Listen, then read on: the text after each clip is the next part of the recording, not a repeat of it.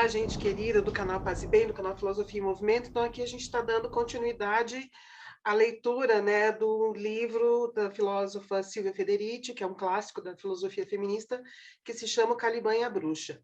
E hoje a gente vai falar um pouco sobre como o pensamento cartesiano ele favoreceu essa dissociação entre o eu e o corpo, com o propósito de autodisciplina.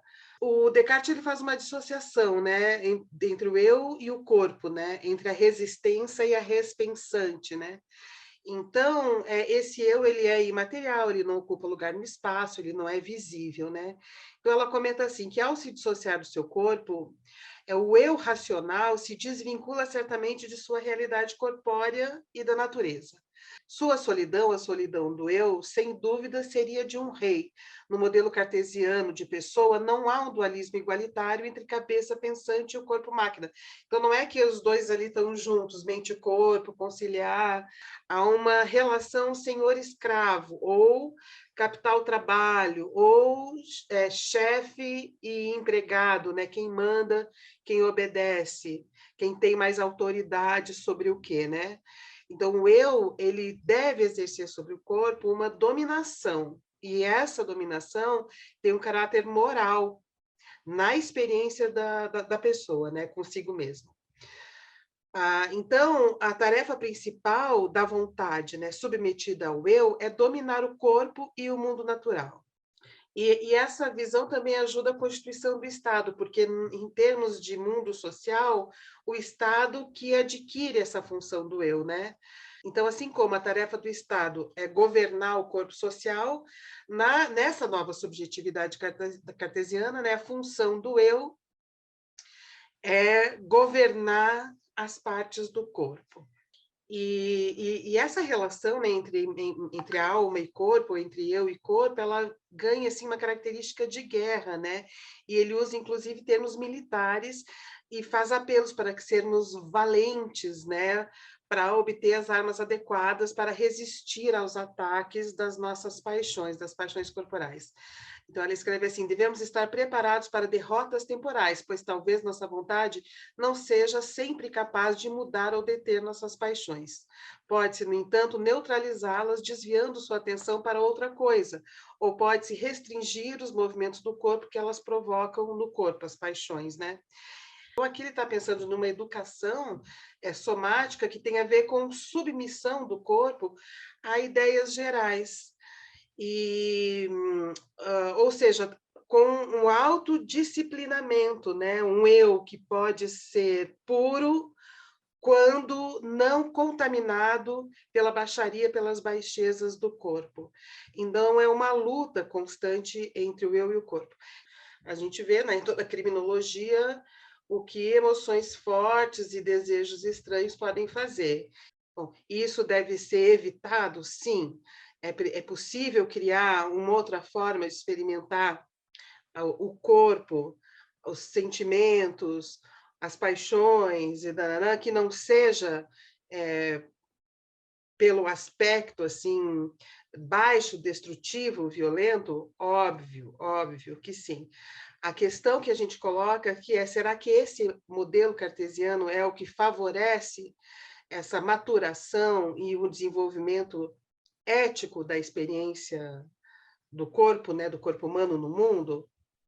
Essa é a questão. Bom, o fato é que o Descartes virou cultura popular no sentido de que isso pode acontecer por meio da submissão do corpo a um eu que decide e que tem lá o bem estabelecido como uma ideia geral, né? Como um texto, vamos dizer assim, né? Como um texto que sabe o que é certo e o que é errado, né? E a gente sabe que isso não funciona, tanto que em lugares, às vezes, que tem isso muito bem resolvido, né? Ainda assim, a perversão, a violência acontece, né? Mesmo havendo um eu sabedor do bem e do mal. Então, parece que o caminho para educar o corpo, para educar a vida, para maturar a relação entre desejo, paixões e respeito e satisfação e vivência de frustração, talvez não seja pelo modo como Descartes imaginou que seria e que virou cultura popular no desenvolvimento da modernidade. Então, a Silvia Federici vai acabar dizendo que o pensamento cartesiano realmente fez, né, favoreceu que se desenvolvesse junto com a sociedade burguesa, foi que essa ideia, né, toda essa ideologia da supremacia da vontade submetida ao eu, permitiu a interiorização dos mecanismos de poder da sociedade burguesa. Então, por isso, a contrapartida da mecanização do corpo é o desenvolvimento da razão como juiz. A razão é o juiz, é o inquisidor, é o gerente e administrador do corpo. Aqui encontramos as origens da subjetividade burguesa baseada no autocontrole, a propriedade de si. Nesse autocontrole, regido por um imaginário de hierarquia entre um eu lúcido e um corpo confuso, perdido, que deve ser conduzido por esse eu. E é isso que a gente hoje já sabe que não funciona bem assim, mas serviu muito para o desenvolvimento do modo de viver dentro da sociedade burguesa, né? Especialmente para os trabalhadores. Então, ela comenta que a popularidade do cartesianismo entre as classes médias e altas estava diretamente relacionada ao programa do domínio de si, que foi promovido pela filosofia cartesiana, daí a popularidade, então, do pensamento cartesiano. O autocontrole, isso é, o domínio de si, do desenvolvimento próprio, se tornou um requisito fundamental em um sistema socioeconômico capitalista, no qual se pressupunha que cada um fosse proprietário de si mesmo. E isso de fato também, né? Porque você é proprietário da sua força de trabalho que você vende ela. Existe um eu que tem que se dissociar de um corpo, qualificar habilidades para esse corpo, para que ele se torne mais valorizado como mercadoria na venda do trabalho para o capital, né? Na venda por um salário, ou no aluguel por um salário. Então, essa ideia de um proprietário de si mesmo, né, que tem-se como um objeto a ser vendido ou alugado por um tempo, se converteu num fundamento das relações sociais. Isso aqui é uma coisa muito importante em termos de desenvolvimento de uma certa disciplina do mundo burguês, porque ela não depende mais da coação externa, né? Então, não é assim, não vou fazer isso porque vou ser punido por Deus, não vou fazer isso porque senão vou ser expulso da associação, não vou fazer isso porque senão vou ser preso, não vou fazer isso porque isso aqui é o diabo me tentando e tal. Não. Então, não é mais a coação, não é mais da coação externa que depende esse processo de disciplinamento, né, para viver naquele mundo X. A disciplina ela passa a ser uma coerção interna, né, de autonomia do eu no controle do corpo. Então, ela comenta que a compreensão do cartesianismo sobre a dinâmica do autocontrole levaria à construção de um novo modelo de pessoa na qual o indivíduo funcionava ao mesmo tempo como senhor e como escravo. Então, o eu é o senhor do próprio corpo, que, enquanto força de trabalho, é um escravo desse mesmo eu. Vou ler um trechinho que está marcado, que eu marquei aqui, que diz assim: como interpretava tão bem os requerimentos da disciplina do trabalho capitalista no final do século XVII, a doutrina de Descartes já havia se difundido pela Europa e sobrevivido, inclusive, à chegada da biologia vitalista e à crescente né, obsolescência do paradigma mecanicista. Gente, isso aqui é muito importante porque, inclusive, hoje, né, que a gente já tem a teoria da evolução da espécie, que a gente já tem outras filosofias cuja razão concorre fortemente com a de Descartes, em que já existem teorias biológicas, neurocientíficas, neurofilosóficas tão importantes. Então, mesmo com tudo isso se desenvolvendo posteriormente, ainda assim o pensamento cartesiano, o imaginário cartesiano é ainda hoje o mais popular entre nós, é o que, sem que se perceba, a gente está reproduzindo nas próprias relações, né, dentro da instituição da família, nas instituições de trabalho, nas instituições políticas, no modo como a gente entende que deve conduzir as coisas, né? E mesmo essa ideia de conduzir as coisas já é um modo de falar cartesiano. Então, realmente, essa teoria cartesiana, o pensamento cartesiano, é muito poderoso e exige uma atenção especial quando a gente quer entender a condição humana, a relação entre mente e corpo e a natureza do espírito, né? Bom, e aí teve uma disputa intelectual lá entre o Hobbes e o Descartes. E o Hobbes ele sustentava que a humanidade, o homem é o lobo do homem, né? Que a humanidade tornada assim, deixada à vontade, vai se destruir, as paixões são muito intensas, somos muito violentos, e que é preciso um Estado muito forte, com leis muito rigorosas, para controlar o potencial destrutivo de uns contra os outros, né? Ele achava que era importante um Estado muito forte para controlar a destruição entre as pessoas. E com isso, então, ele também achava que a vontade humana, a liberdade, esse autodisciplinamento era uma teoria falha, né? Era contra essa ideia do Descartes. O pensamento do Descartes, ele cultivou mais essa ideia assim de um autogerenciamento, da questão da autonomia do indivíduo, dessa maturidade do autogerenciamento, que, na prática, né, como um sistema ideológico prático, como praxis, pode conduzir para caminhos não imaginados pela disciplina burguesa, como, por exemplo, para iniciativas revolucionárias. Porque esse autocontrole, baseado numa ideia de autonomia, de uma razão forte, ela também pode servir para a crítica. Então, ela vai dizer aqui, a Silvia Federici, que o Hobbes se opôs tanto ao pensamento cartesiano por entender que nesse autodisciplinamento que havia, né, no pensamento cartesiano, muito favorável ao desenvolvimento da sociedade burguesa, havia também uma contradição, porque existia ali uma possibilidade de rebeldia, né, ou de insubordinação arriscada, né? Então, que também cultivava uma possibilidade de insubordinação na medida em que esse eu forte tem controle sobre o próprio corpo, em que a disciplina ela é interna, em que o juízo é, sobretudo, de cada um, em que acredita no próprio poder do pensamento, da razão, colocando o corpo a serviço desse juízo forte, né? Tá. Então, sobre essa diferença entre o Descartes e o Hume, né?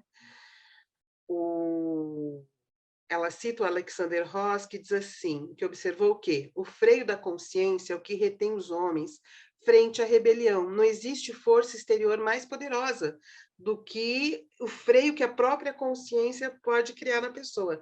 Não existe um juiz tão severo de o eu sobre si mesmo, nem um torturador tão cruel como uma consciência acusadora.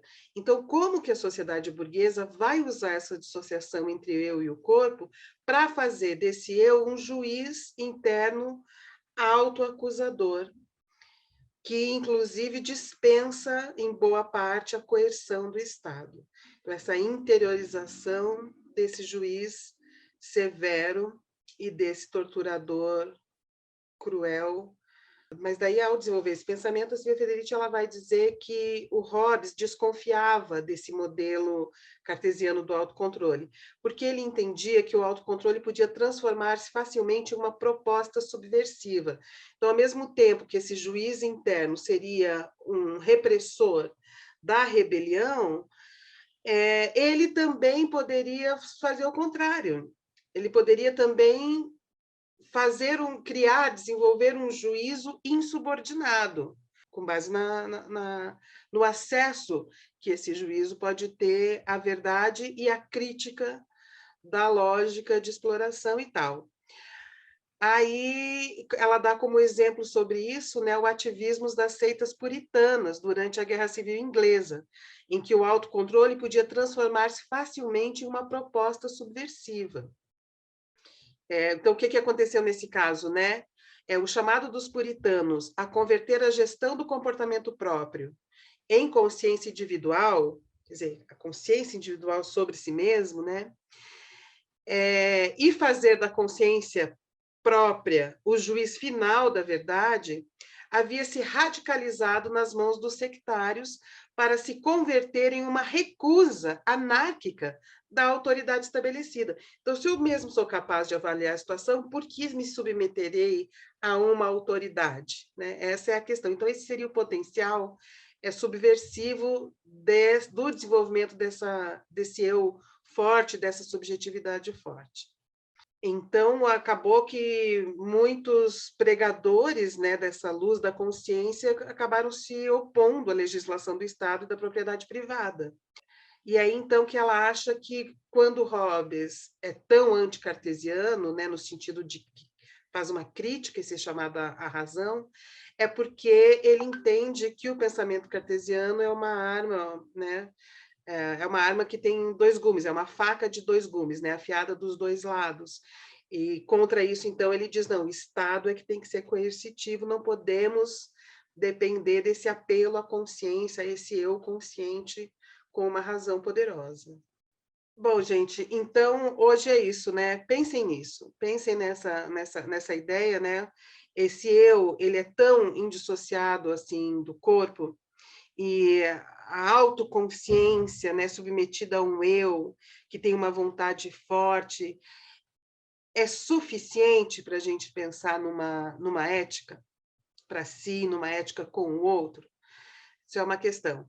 Outra questão, essa faca de dois gumes, né, dessa ideia de luz da razão, dessa ideia de submissão do corpo, essa verdade abstrata, controlada por esse eu, que tipo de insubordinação que esse modo de conceber-se e construir-se a si mesmo, né, que a gente vem cultivando ao longo desses séculos de sociedade burguesa e de capitalismo, favorece tanto, né, a reprodução do sistema de dominação e de relação de trabalho burguesa,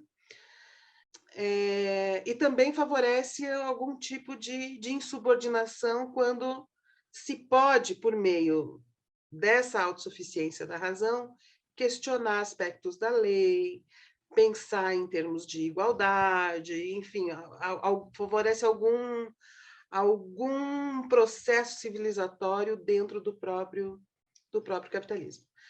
Tá, só que, assim, para finalizar, nós não estamos presos nessa faca de dois gumes, tá? Existem outras formas de elaborar a realidade a si mesmo, mas a gente vai ver depois. Hoje, esse vídeo foi sobre isso. Então, tá bem? Até semana que vem, gente. Um grande abraço para vocês. E quem quiser vir estudar comigo, me procura no Instagram, me manda uma mensagem para Fernanda Carlos Borges. Estão rolando coisas aí para vocês chegarem junto, tá bom? Um grande abraço e até semana que vem.